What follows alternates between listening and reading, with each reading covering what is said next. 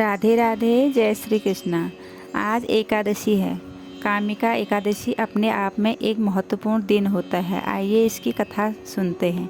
युधिष्ठिर ने पूछा, गोविंद वासुदेव, आपको मेरा नमस्कार है। श्रावण के कृष्ण पक्ष में कौन सी एकादशी होती है? कृपया उसका वर्णन कीजिए।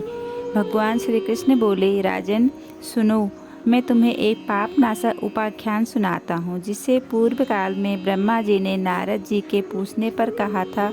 नारद जी ने प्रश्न किया, हे भगवान, हे कमलासन, मैं आपसे यह सुनना चाहता हूँ कि श्रावण के कृष्ण पक्ष में जो एकादशी होती है उसका क्या नाम है, उसके देवता कौन हैं तथा उससे कौन सा पुण्य होता है। प्रभु, यह सब बताइए। ब्रह्मा जी ने कहा, नारद सुनो, मैं संपूर्ण लोगों के हित की इच्छा से तुम्हारे प्रश्न का उत्तर दे रहा हूँ। श्रावण मास में जो कृष्ण पक्ष की एकादशी होती है उसका नाम कामिका है। उसके स्मरण मात्र से वाजपेय यज्ञ का फल मिलता है। उस दिन श्रीधर, हरि, विष्णु, माधव और मधुसूदन आदि नामों से भगवान का पूजन करना चाहिए। भगवान श्री कृष्ण के पूजन से जो फल मिलता है वह गंगा, काशी, नैमिषारण्य तथा पुष्कर क्षेत्र में भी सुलभ नहीं है। सिंह राशि के बृहस्पति होने पर तथा व्यतिपात और दंड योग में गोदावरी स्नान से जिस फल की प्राप्ति होती है वही फल भगवान श्री कृष्ण के पूजन से भी मिलता है।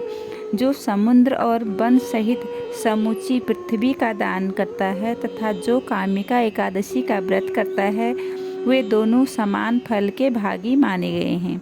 जो ब्याई हुई गाय को अन्यायनीय सामग्रियों सहित दान करता है उस मनुष्य को जिस फल की प्राप्ति होती है वही कामिका एकादशी का व्रत करने वाले को मिलता है। जो नर श्रेष्ठ श्रावण मास में भगवान श्रीधर का पूजन करता है उसके द्वारा गंधर्वों और नागों सहित संपूर्ण देवताओं की पूजा हो जाती है। अतः पाप भीरु मनुष्यों को यथाशक्ति पूरा प्रयत्न करके कामिका एकादशी के दिन श्री हरि का पूजन करना चाहिए। जो पाप रूपी पंख से भरे हुए संसार समुद्र में डूब रहे हैं उनका उद्धार करने के लिए कामिका एकादशी का व्रत सबसे उत्तम है। अध्यात्म विद्यापरायण पुरुषों को जिस फल की प्राप्ति होती है उससे बहुत अधिक फल कामिका एकादशी व्रत का सेवन करने वालों को मिलता है। कामिका एकादशी का व्रत करने वाला मनुष्य रात्रि में जागरण करके न तो कभी भयंकर यमदूत का दर्शन करता है और न कभी दुर्गति में ही पड़ता है। लालमणि, मोती, बैदूरी और मूंगे आदि से पूजित होकर भी भगवान विष्णु जैसे संतुष्ट नहीं होते जैसे तुलसी दल से पूजित होने पर होते हैं। जिससे तुलसी की मंजीरों से श्री केशव का पूजन कर लिया है उसके जन्म भर का पाप निश्चय ही नष्ट हो जाता है।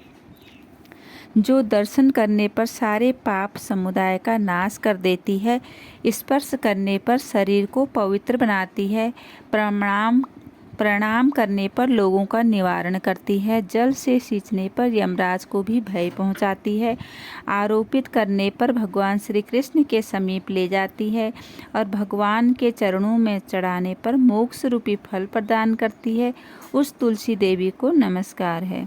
जो मनुष्य एकादशी को दिन रात दीपदान करता है उसके पुण्य की संख्या चित्रगुप्त भी नहीं जानते। एकादशी के दिन भगवान श्री कृष्ण के सम्मुख जिसका दीपक जलता है उसके पितर स्वर्गलोक में स्थित होकर अमृत पान से तृप्त होते हैं। घी या तिल के तेल से भगवान के सामने दीपक जलाकर मनुष्य देह त्याग के पश्चात करोड़ों दीपकों से पूजित हो स्वर्गलोक में जाता है। भगवान श्री कृष्ण कहते हैं, युधिष्ठिर, यह तुम्हारे सामने मैंने कामिका एकादशी की महिमा का वर्णन किया है। कामिका सब पातकों को हरने वाली है, अतः मानवों को इसका व्रत अवश्य करना चाहिए। यह स्वर्गलोक तथा महान पुण्य फल प्रदान करने वाली है। जो मनुष्य श्रद्धा के साथ इसका महात्म्य श्रवण करता है वह सब पापों से मुक्त हो श्री विष्णु लोक में जाता है। राधे राधे।